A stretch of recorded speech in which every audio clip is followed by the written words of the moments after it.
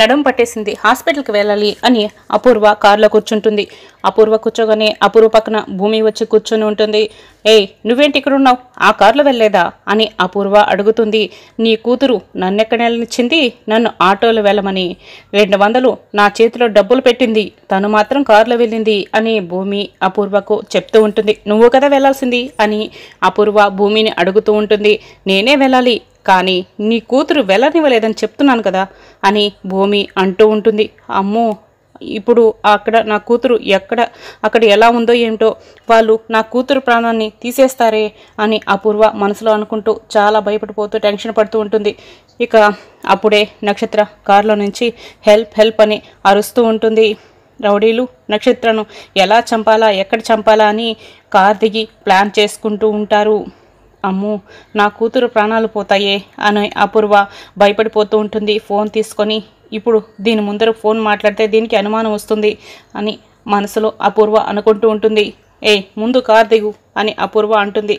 బాగుంది, నీ కూతురేమో కారు ఎక్కద్దని చెప్పింది, నువ్వేమో ఎక్కిన కారు దిగమంటున్నావా? నన్ను మా ఇంటి దగ్గర దించేయండి అని భూమి అపూర్వతో అంటూ ఉంటుంది. అక్కడ ప్రాణం తీసేస్తారే అని అపూర్వ అంటూ ఉంటుంది. ఏంటి, ప్రాణం తీసేస్తారా అని భూమి అడుగుతూ ఉంటుంది అపూర్వని. నేను వెళ్ళకపోతే నా ప్రాణాలు తీసేస్తారు అంటున్నాను అని అపూర్వ చెప్తూ ఉంటుంది భూమికి. నన్ను ఇంటి దగ్గర దించుతారా, లేకపోతే ఫోన్ అంకుల్కి చూపించమంటారా అని భూమి అంటూ ఉంటుంది. ఇక అపూర్వ వేరే దారి లేక కార్ డ్రైవ్ చేస్తూ ఉంటుంది. ఇక రౌడీలు నక్షత్రను ఎలా చంపాలని ఆలోచిస్తూ ఉంటారు.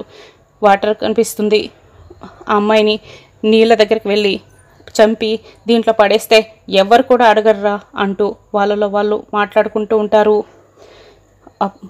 మరోవైపు అపూర్వకు భయపడిపోతూ చెమటలు పడుతూ ఉంటాయి. కార్లో ఏసీ ఉంది కదా, ఎందుకు నీకు అంత చెమటలు పడుతున్నాయని భూమి అపూర్వని అడుగుతూ ఉంటుంది. నా కర్మే నా కర్మ, నాకు అలాగే పడతాయి అని అపూర్వ చెప్తూ ఉంటుంది.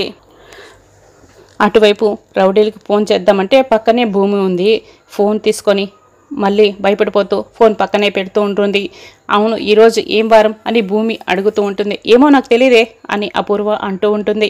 నాకు తెలుసులే కానీ కారు ఇటు పక్కన ఆఫ్ చేయి అని భూమి అంటుంది.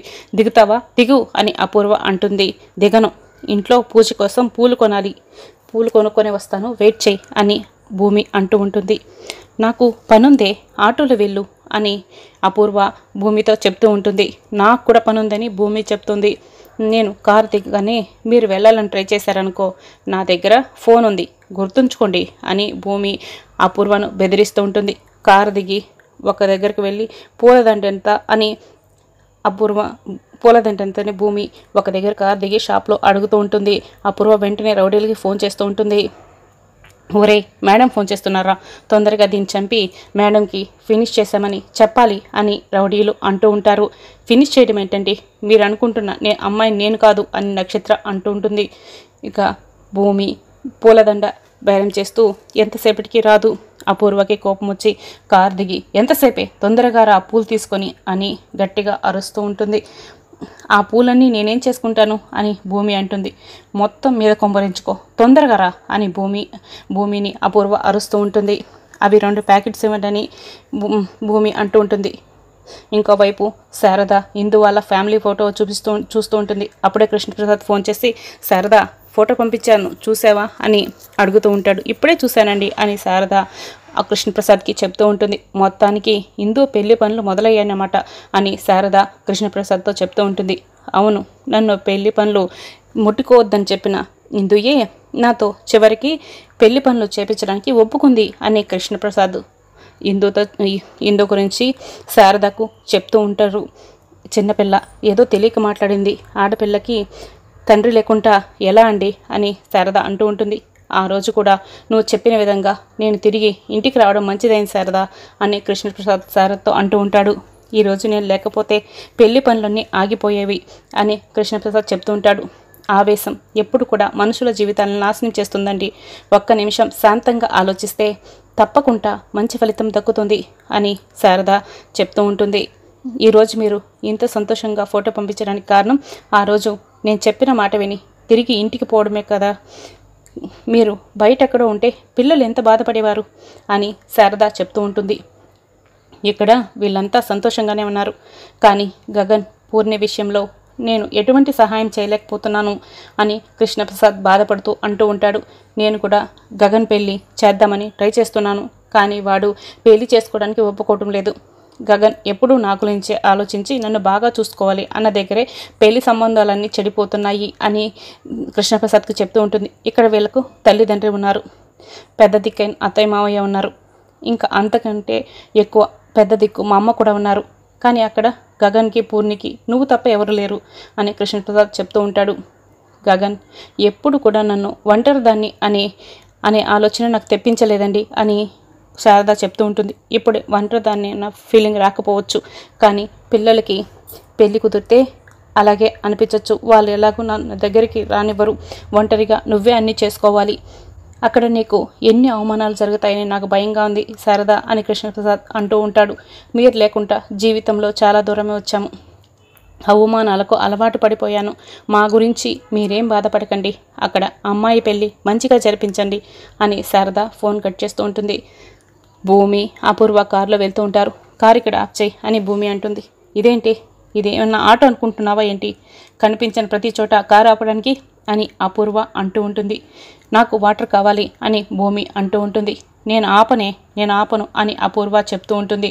నా దగ్గర ఫోన్ ఉంది, మర్చిపోయావా, వెంటనే అంకుల్కి మెసేజ్ చేయమంటావా అని భూమి చెప్తూ ఉంటుంది. ఆపుతాను అని అపూర్వ కోపంగా కార్ ఆఫ్ చేస్తుంది. భూమి కార్ దిగి వాటర్ తెచ్చుకోవడానికి వెళ్తుంటుంది.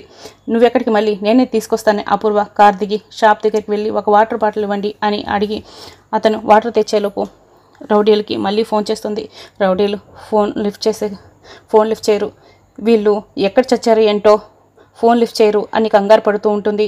భూమి ఇప్పటికీ రాకపోయేసరికి, ఎప్పటికీ అపూర్వ రాకపోయేటికి భూమి కారు దిగి వచ్చి, ఏంటి ఇంకా నువ్వు ఇక్కడ ఫోన్ మాట్లాడుతున్నావు అని అడుగుతూ ఉంటుంది.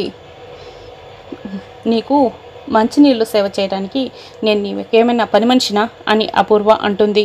మాటలు జాగ్రత్తగా రానివ్వు, లేకపోతే అంకుల్కి ఫోన్ చేస్తాను అని చెప్తూ ఉంటుంది. అక్కడ నా కూతురు ప్రాణం పోతుంటే ఏంటి నీతో గొడవ అని అపూర్వ అంటుంది. ఏంటి ప్రాణం పోతుందా అని భూమి అడుగుతూ ఉంటుంది.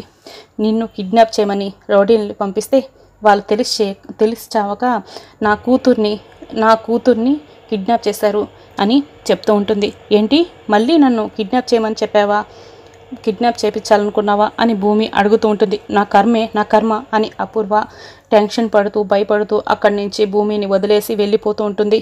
నువ్వు తీసుకున్న గోతులో నువ్వే పడ్డావన్నమాట అని భూమి మనసులో అనుకుంటూ ఉంటుంది. అపూర్వ భయపడుతూనే కార్ డ్రైవ్ చేస్తూ రౌడీలకి ఫోన్ చేస్తూ ఉంటుంది. ఇంకా అప్పుడే రౌడీలు నక్షత్రను నీళ్ళ దగ్గరికి తీసుకెళ్తారు. దీన్ని ఈ నీటిలో ముంచి చంపేద్దాంరా అని అనుకుంటూ ఉంటారు. మీరు అనుకుంటున్న అమ్మాయిని నేను కాదు, నన్ను వదిలేయండి అని నక్షత్ర రౌడీలను పక్కకు నెట్టి అక్కడి నుంచి పారిపోతూ ఉంటుంది. ఒరే బండవెదవల్లారా, ఫోన్ ఎత్తండ్రా అని అపూర్వ మళ్ళీ ఫోన్ ట్రై చేస్తూ ఉంటుంది. ఒకడు ఫోన్ లిఫ్ట్ చేసి హలో మేడం అని అంటూ ఉంటాడు.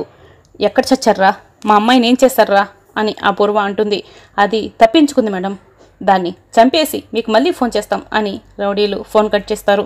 ఒరే నేను చెప్పేది వినకుండా ఫోన్ ఎందుకురా కట్ చేస్తారు, నా కూతుర్ని ఎలాగైనా కాపాడుకోవాలి అని అపూర్వ భయపడిపోతూ టెన్షన్ పడిపోతూ ఉంటుంది. నక్షత్ర రౌడీల్ని పక్కకు నెట్టి పరిగెడుతూ ఉంటుంది. నక్షత్ర వెనకే రౌడీలు కూడా పరిగెడుతూ వస్తారు.